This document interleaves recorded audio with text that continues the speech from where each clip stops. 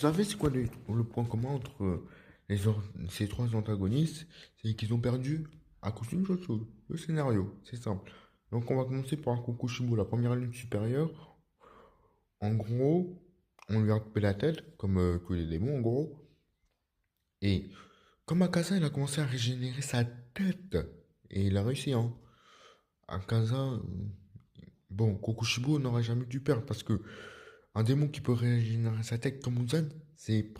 À part la lumière du soleil, il n'y avait rien qui pouvait lui faire du mal. Voilà. Et dans le fond, on voulait nous montrer qu'il était un peu humain. J'ai lu les scans.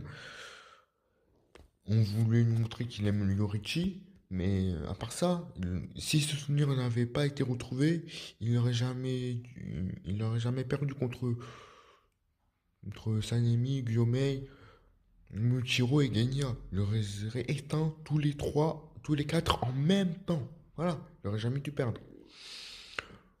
Bon, Madara. Madara, il est mort prématurément.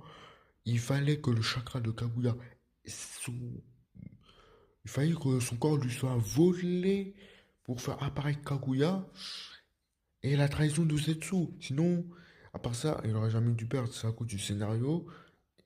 Mais c'est bien parce que ensuite, on a le développement des Otsutsuki avec Momoshiki et tout ça, hein. C'est bien.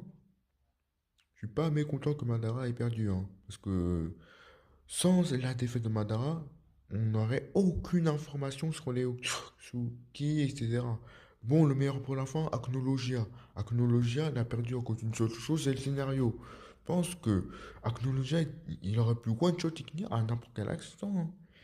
Mais Iknir, Agnologia n'était ni à fond contre Iknir, ni à fond contre les Dragon Slayer, et encore moins contre les Dragon Slayer. Je pense qu'ils ont nerf Agnologia face à Iknir, et aussi bien face aux Dragon Slayer.